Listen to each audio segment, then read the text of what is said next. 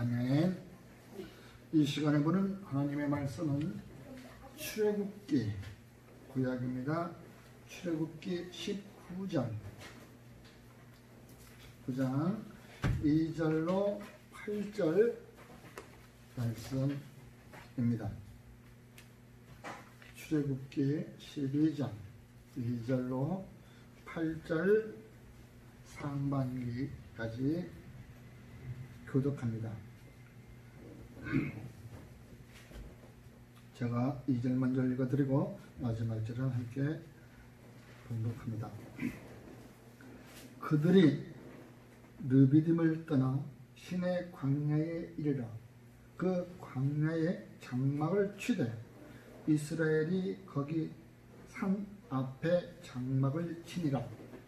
모세가 하나님 앞에 올라가니 여호와께서 산에서 그를 불러 말씀하시되 너는 이같이 야곱의 집에 말하고 이스라엘 자손들에게 말하라. 내가 애굽 사람에게 어떻게 행하였음과 내가 어떻게 독수리 날개로 너희를 업어 내게로 인도하였음을 너희가 보았느니라. 세계가 다 내게 속하였나니 너희가 내 말을 잘 듣고 내 언약을 지키면 너희는 모든 민족 중에서 내 소유가 되겠고 너희가 내게 대하여 제사장 나라가 되며 거룩한 백성이 되리라. 너는 이 말을 이스라엘 자손에게 전할지니라. 모세가 내려와서 백성의 장로들을 불러 여호와께서 자기에게 명령하신 그 모든 말씀을 그들 앞에 진술하니 다 함께 백성이 일제에 응답하여 이르되 여호와께서 명령하신 대로 우리가 다 행하리라. 아멘.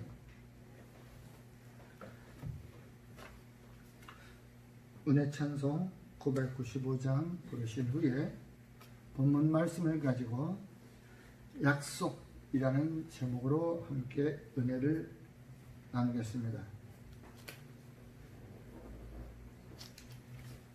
우리의 삶을 지켜주신다고 오늘 우리가 고백을 했습니다. 우리 모두가 입술을 열어 고백했습니다. 아름다운 음률이 섞인 찬양으로 고백을 드렸습니다. 그렇습니다. 여러분, 내가 도움받고 내가 보호받기 위해서는 그분의 마음에 들어야 되는데 그 영역 안에 내가 들어가야 된다는 것입니다. 우리 모두가 어떠한 영역 안에 들어가기 위해서는 거기에 합당한 조건이 갖추어져야 들어갈 수 있는 것입니다. 여러분, 그곳에서의 우리가 합당한 조건은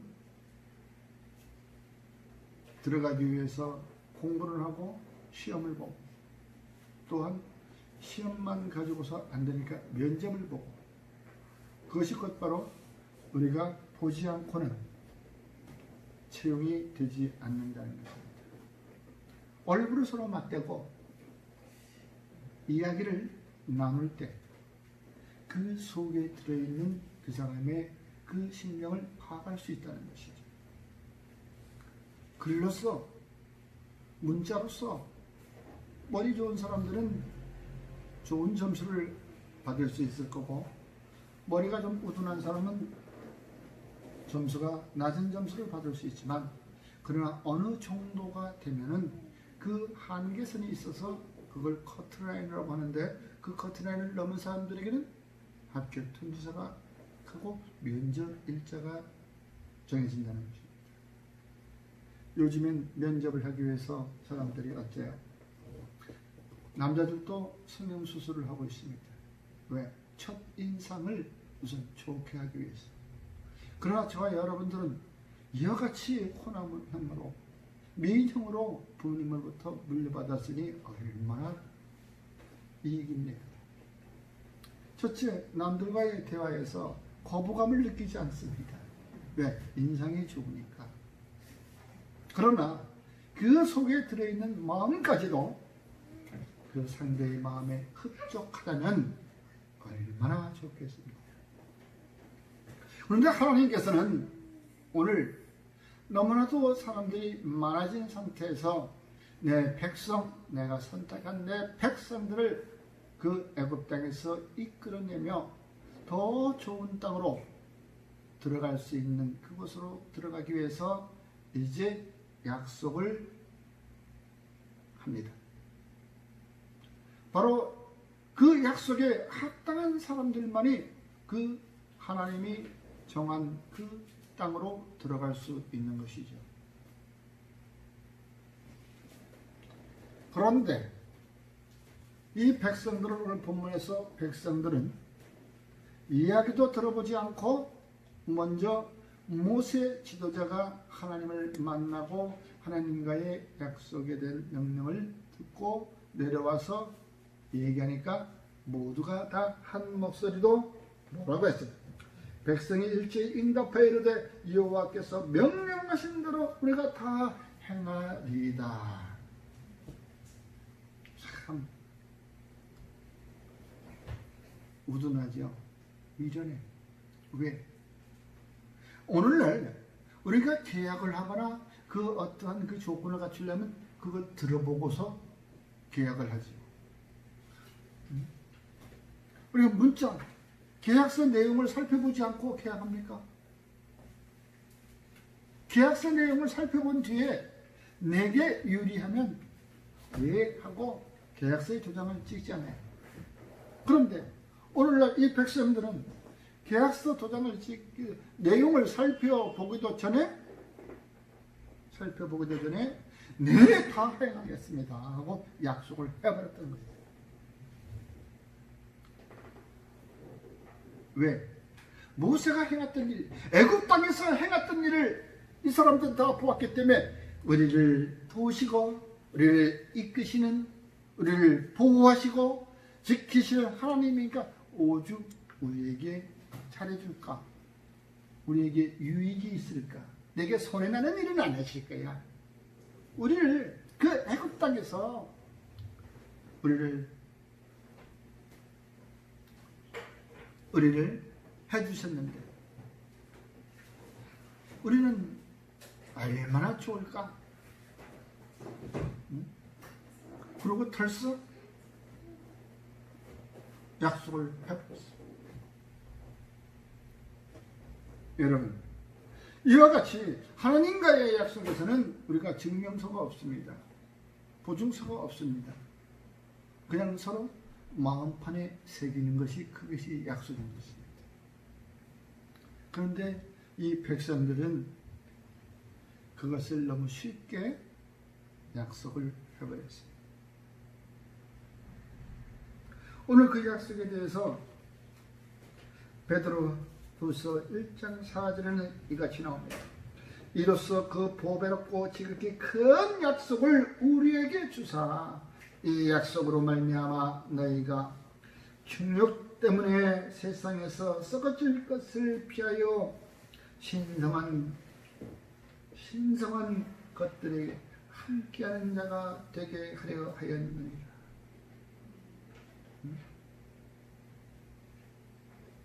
결론은 아주 좋은 것이었는데 그 약속이, 그 내용이 우리를 해하는 것이 아니고 그 약속을 끝까지 지키기 위해서 하나님께서 말씀하신 것입니다. 끝까지 지킬 수 있도록. 그러면서 이제 20장에 가서는 출애굽기에서 그 산에서 십계명, 하나님께서 그들에게 지켜야 할 십계명을 이제 말씀하고 계시는 거죠. 그렇게 해서 하나님과의 약속이 이루어졌는데 여러분들의 약속은, 하나님과의 약속은 지키셨습니까? 생각을 해보십시오. 사람과 사람끼리 대면하면서 지켜진 약속도 우리가 제대로 지키지 못하는데 어떻게 보이지 않는 하나님과의 약속을 제대로 지켜주겠습니까? 지키려고 노력을 해도 어젯밤에 피곤해서 아침에 늦게 일어나고 또 다른 삶의 일로 인해서 멀리 출장을 가고 그러다 보니까 하나님과의 약속을 지키지 못할 때가 있어요. 근데 어떤 사람들은 꼭 그 자리에 가야만 지키는 겁니까? 멀리 있어도 마음만은 하나님에 향하고 있다면 그것이 약속을 지켜지는 것이 아니겠습니까? 맞습니다. 그러나 우리 레위기, 제사하고 민수기에서 그 인원 파악을 할 때에 내가 속한 지파가 어디에 있느냐, 분명히 소속을 말하고 분명히 거기에 있어야 되는 것입니다. 그래서 그걸 지키려고 노력을 해야 되는 것이죠. 이와 같이 세상에서의 이 약속은 무엇 때문에 있겠습니까? 서로 자기에게 유익이 있기 위해서 약속이 있는 것입니다. 처음 보는 사람한테 우리가 지나가다가 낯선 사람을 만나서 야, 너랑 나랑 약속을 좀 하자. 그러면 그 사람이 이 미친놈이 다 있나? 갑자기 왜 이게 엉뚱한 놈이냐? 이럴 거 아니에요. 그래서 약속을 우리가 하기 위해서는 관계가 이루어져야 되는 것입니다. 관계가 성립이 되지 않고서는 약속을 할 수가 없는 것이에요. 너와 나의 관계가 이루어질 때 거기에 좀 더 명확하게 약속이 이루어지는 것이죠. 응? 아무나 보는 사람 봐가지고 우리 야, 내가 너 오늘 100만 원 줄 테니까 너 이거 잘 보관했다가 내일 꼭 갖고 와? 우리 약속이다? 하면 그 사람이 어떻게 생각하겠습니까? 그 약속뿐만 있는 것이 아니에요.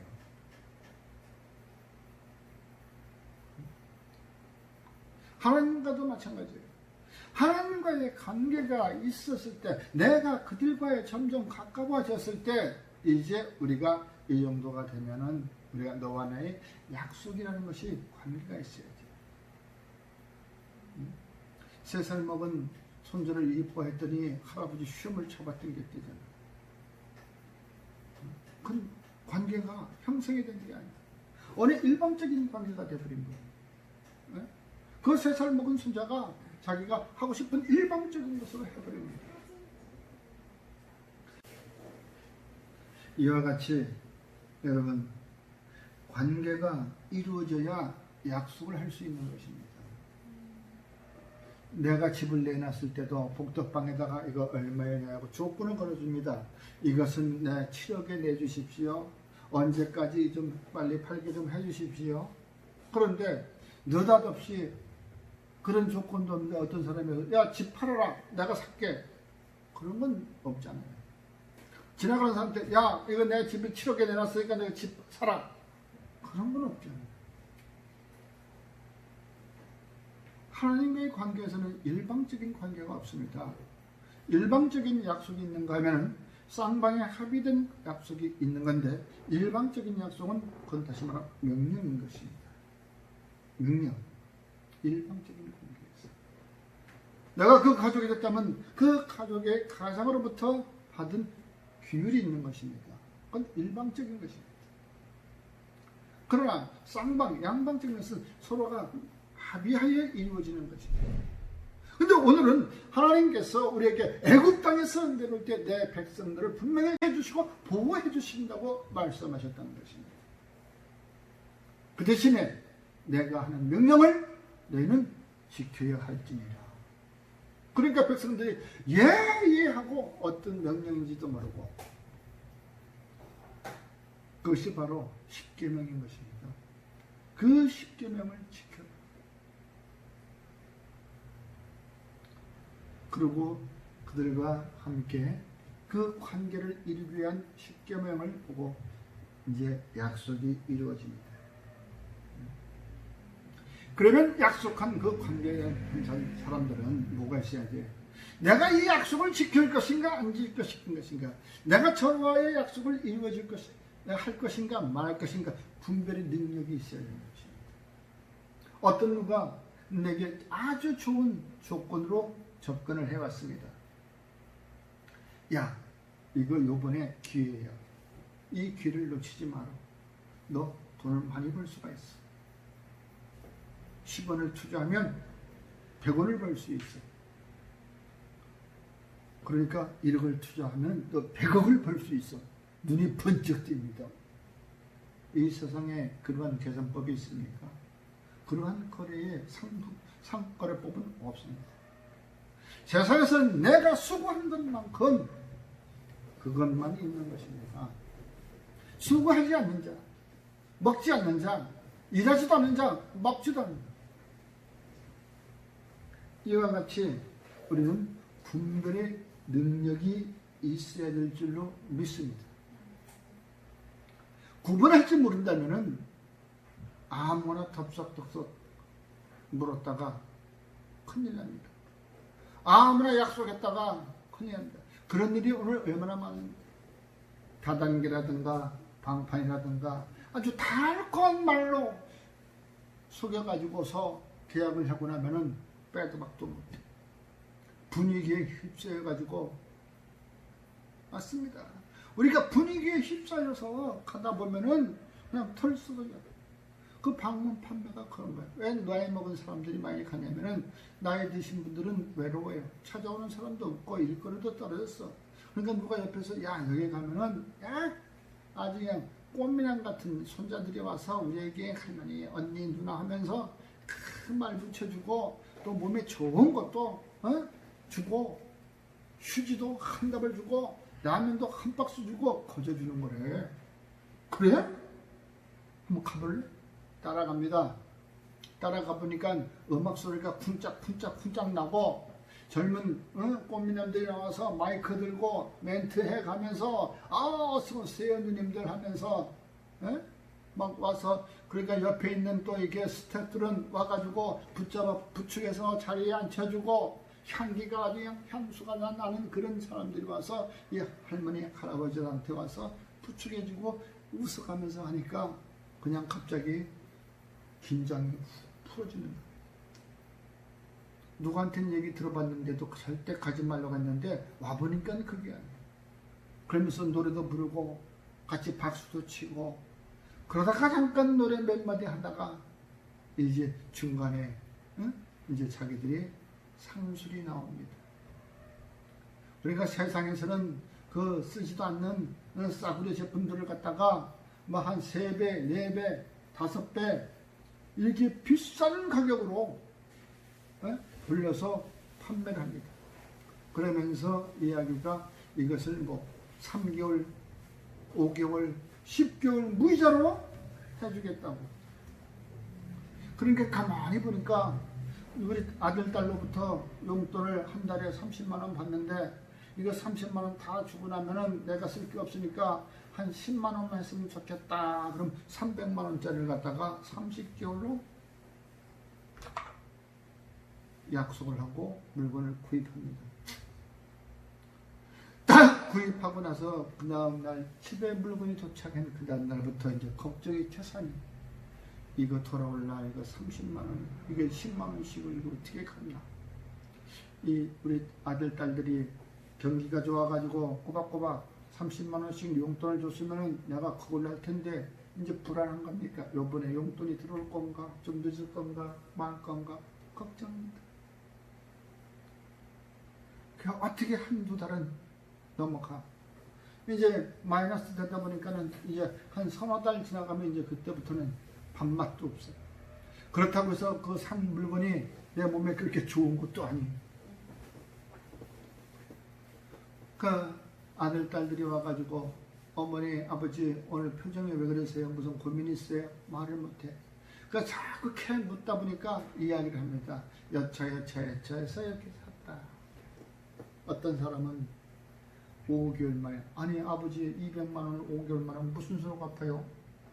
아니 어머니 300만 원을 어떻게 1년 내에 갚아요? 빨리 그 물건 반납하세요. 반납은 받아주지도 않아. 그래가지고 법적으로 어떻게 해가지고 구제 받을 수 있냐면 구제도 못 받아. 어쩌다 보니까 받을 수도 있었어요. 구제를. 그와 같이 그 분위기에 휩싸여서 덜컥 약속을 해버리고 난다. 근데 하나님께서는 우리하고 약속에서는 너희들이 애굽 땅에서 고생할 때 내가 너희들을 이끌어내던 그때를 기억해봐라. 너희에게 내가 보여준 것이 뭐였어? 분명히 있잖니. 너희들은 처음 가봐서 나하고 약속한 것도 아니고 너희들이 나를 모르는 것도 아니고 너희들이 애굽 땅으로 들어와 가지고 이제 있다가 다시 이제 나올 때에 내가 너희들한테 행한 것이 있지 않느냐, 보여준 것이 있지 않느냐, 그것이 곧 나를 믿으라는 것 아니냐. 그렇게 보여줬음에도 불구하고 너희들은 내 안에 들어오지 아니하고 이제 너희가 가나안 땅에 들어가게 되면 내가 지시한 땅에 가게 되면 뭐가 있어? 거기는 과실도 풍성해. 빅사이즈야. 예? 그러니까 어떻게 보면은 포도 한 송이만 가도 배가 부를 정도. 왜? 기름진 땅에서 많은 백화가 나오니까. 그런 기름진 땅을 너에게 주마. 거기에 들어가서 이제 너희들이 행할 것이 있다. 그것을 너희들이 그냥 좋아할 것이 아니라 거기에 살고 있는 원주민들을 모두 쫓아내버려라. 모두 죽여버려라. 왜? 그들은 패역한 백성이다. 기름진 땅에서 그들은 일은 안 하고 맨날 먹고 마시고 음란한, 예? 음란한 행위들만 한다. 예? 남자가 남자와 여자가 여자와 이런 음란한 행위를 하니까 그것은 내가 가증한 것들, 내가 보기 싫은 것들이니까 너희들 분명히 가서 그들을 죽여라. 하나도 남기지 말고 죽여라. 그러기 위해서는 너희가 내가 이야기한 것을 잘 지켜야 된다. 그렇게 해서 옛설 했는데 가보니까 어떻게 지금까지 종살이만 하고 주인 눈치 보면서 얻어먹던 그 음식을 거기 가보면은 이따만한 게 있으니까 이 사람들은 아이고 이게 웬일이야 하고서 그 긴장했던 마음들을 풀어버려요. 저와 여러분들은 하나님의 나라에 들어갈 때까지 마음을 풀면 안 돼. 긴장을 풀면 안 돼. 어느 시험이 있을 때까지 긴장이 풀면 안 돼. 어떠한 일이 매듭지어질 때까지 긴장을 풀면 안 된다는 거예요. 절대 긴장 풀지 마시오. 긴장을 풀어버리면 그때부터 내 눈에 보이는 건 헛것이 보이는 거예요. 내 눈에 보이는 자체가 헛것이야. 보기에 좋아. 보기에 좋으니까 생각이 느슨해지는 거예요. 그건 나도 모르게 긴장이 풀어진다는 거예요. 그러니까 우리 사람들, 예수 잘 믿는 사람이 어쩌다가 돈이 많이 생기면 예수님을 떠나게 되는 거예요. 교회를 떠나게 돼요. 마음은 안 떠난다고 하지만 점점 멀어지고 세상의 향락에 빠져버리게 되면 그는 꼭 하나님으로부터 벌을 받는다는 거예요. 이 세상에 너무나 이렇게 발달되고 너무나 풍족해지기 시작하니까 풍족한 나라들 삶이 어때요? 질병으로 애굽 땅에 내린 것처럼 우리에게 하나님이 병을 내리는 거예요. 벌을 내리는 거예요. 벌을 내릴 때는 온통 하나님의 영향하는 군대도 필요 없어. 군대가 그 질병을 막을 수가 없어. 군대도 걸리는데 싸울 상대가 없는데 눈에 보이지 않는 상대랑 싸워야 되는데 하나님의 벌은 그만큼 무섭다는 것입니다. 그러니 저와 여러분들은 분명한 것은 하나님의 약속을 들을 때 분별의 능력이 있어야 돼. 이건 진정 하나님께서 나를 구원하시기 위한 오래전부터 계획하신 일이로구나. 그걸 믿고 따라야 돼. 행여 내가 조금 잘못했다 할지라도 하나님 내가 잠시 눈이 어두웠어요. 내 마음을 잠시 빼앗겼어요. 그러나 나는 주님 내가 그걸 회개하고 돌아가니 주여 나를 불쌍히 여겨 주시옵소서. 회개하는 그 마음이 있어야 된다는 분별을 조금 잘못했다 할지라도 아차 싶었다도 세상에서의 법으로 꽉 매여진 것은 뺄 수 없지만 하나님과의 관계에 맺은 것 내가 회개하는 그 관계를 돌이킬 수 있다는 것입니다. 여러분 우리는 그 약속을 하기 이전에 우리는 분별에 구별할 줄 아는 그 눈을 가지시기를 주의 이름으로 부탁을 드립니다. 그러면서 우리는 내가 이것저것 다 해봤는데도 왜 아직 안 이루어지지? 내가 안 해본 것 없이 다 해봤는데 왜 안 이루어지지? 일례를 들어서 한번 얘기해 보겠습니다.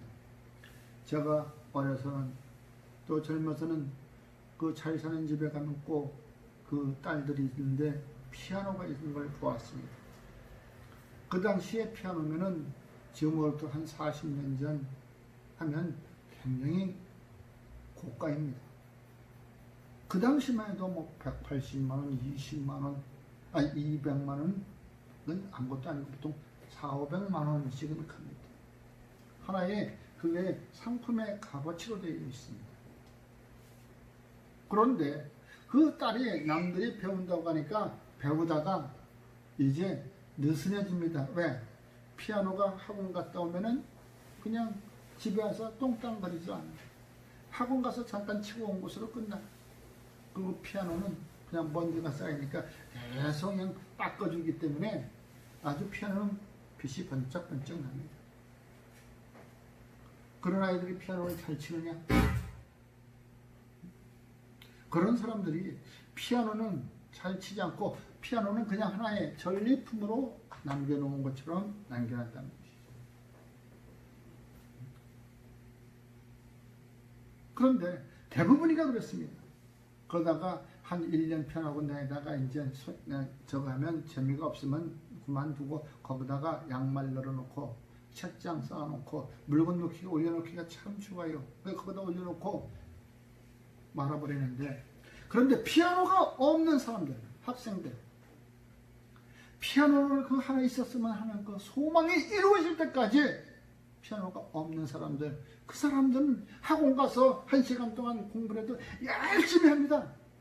이 시간밖에 내가 피아노를 만질 수가 없어. 집에 가면 피아노가 없기 때문에. 그래서 난 이 시간만이라도 열심히 해야 돼. 그렇게 갈망하던 그 사람들은 결국은 음악을 전공하게 됩니다. 무슨 수를 써서라도 음악을 전공하게 됩니다.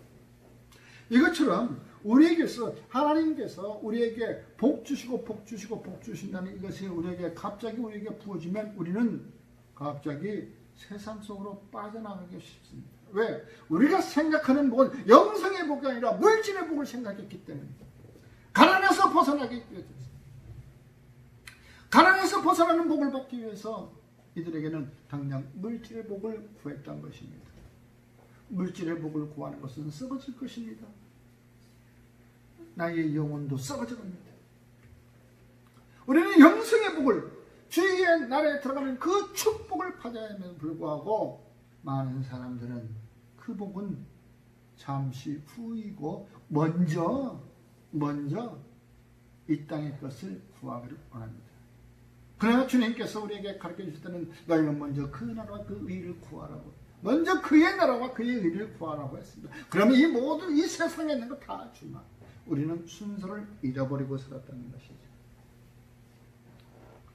애굽 땅에서도 그 힘들어하는 사람들, 왜 하나님이 계시다면 우리를 이 애굽에서 종살이를 이렇게 시킬까? 100년도 아니고 200년도 아니고 300년이 아니고 400년 동안 이렇게 우리에게 더 힘들게 시킬까?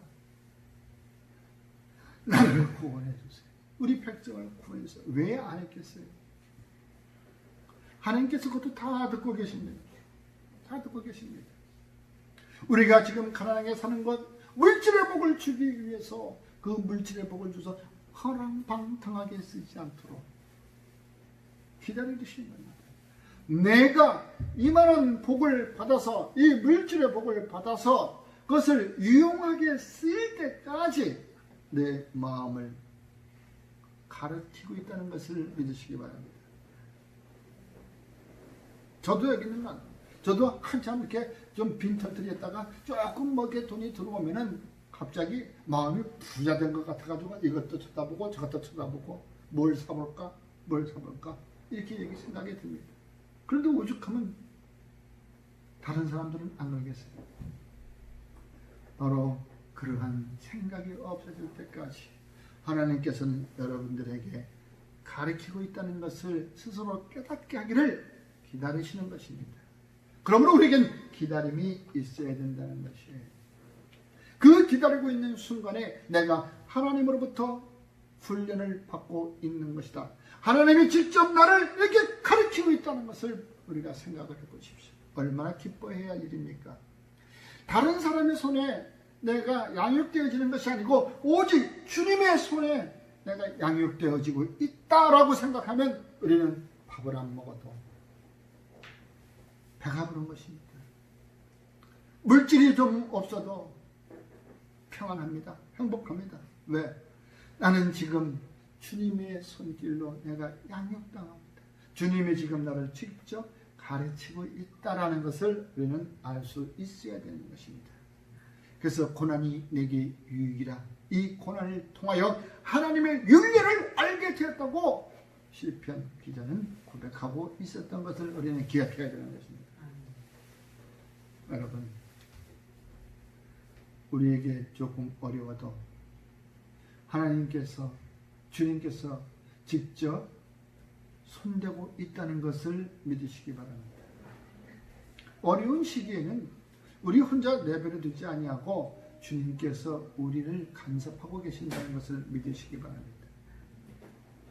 물질이 부족한 자에게는 왜 내가 부족한가를 깨닫게 하는 시간이고, 내가 병약한 자는 내가 왜 이런 질병이 걸렸나를 생각하게 할 것이고, 내가 머리에 지식이 좀 부족하면 지식이 풍성히 부어주는 것을 깨닫는 귀한 시간이 된다는 것을 믿으시기 바랍니다. 그러므로 내가 그것을 내게 주시면 내가 무엇을 위해서 쓰이겠다? 우리에게 복을 주면 무엇을 위해서 쓰이겠다? 우리는 하나님이 말씀하신 그대로 우리는 믿지도 않고 듣지도 않고 보지도 않고 약속을 해버리는 이러한 백성들이 우리에게 참 좋은 교훈이 된다는 것을 믿으시기 바랍니다. 저와 여러분들은 그것이 곧 하나님과의 관계가 맺어지는 것입니다. 물론 좋지요. 하나님과의 관계는 물론 좋은 것입니다. 하나님께서 우리에게 말씀하신 것은 무조건 yes, yes, yes, okay, 내가 믿습니다 라고 얘기할 수 있어요.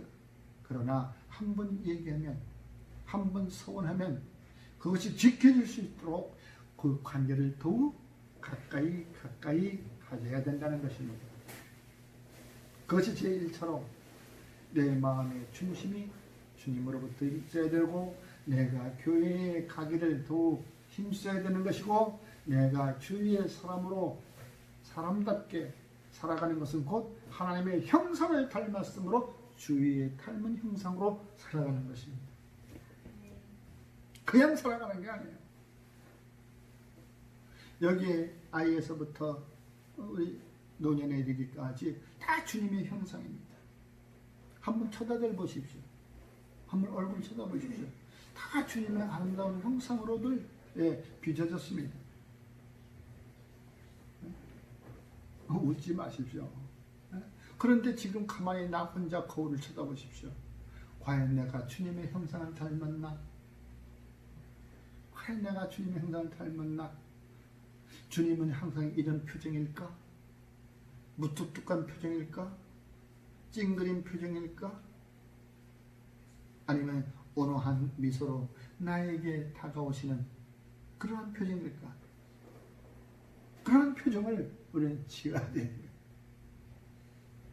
살아가면서 그러한 표정을 짓는 저와 여러분이 되면 우리는 하나님과의 맺은 약속은 꼭 지켜지리라 믿습니다. 지켜야 됩니다. 그 말씀을 지키시기를 주의 이름으로 축원합니다. 기도하겠습니다. 참으로 고맙고 감사하신 하나님, 우리들이 힘이 없어 연약할 때에 주의 말씀을 붙들고 있다가도 그 놓칠 때에 두 손을 꼭 붙들어 주시고, 풍랑이는 바닷가에서 바다를 잠잠케 하시며 연약한 저희들을 주의 품으로 안으신지. 그렇습니다. 주님께서 우리에게 주신 그 약속, 그 말씀을 지킬 수 있는 주의 백성들이 되기를 원하오니 주여 나를 붙들어 주시옵소서. 흔들리지 않도록 붙들어 주시옵소서. 세상 것을 보기보다는 주의 솜씨를 보기를 구하오니 주여 붙들어 주시옵소서. 모든 말씀, 주의 말씀이 선포되는 그곳에 모든 질병이 떠나가고 주의 평강이 그들에게 임하게 하여 주시옵소서. 우리 주 예수 그리스도 이름으로 기도드리옵나이다. 아멘.